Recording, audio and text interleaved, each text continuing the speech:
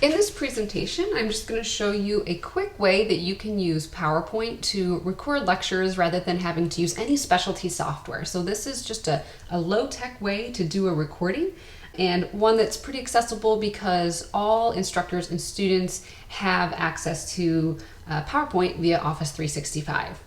So once you have your PowerPoint prepared, you want to make sure that you're clicked on your first slide and then go to slideshow up in the ribbon and click on record slideshow.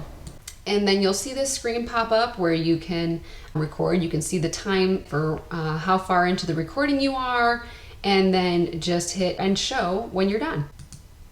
Once you have that done, go ahead and hit save. Make sure that it's in the newest file format .pptx.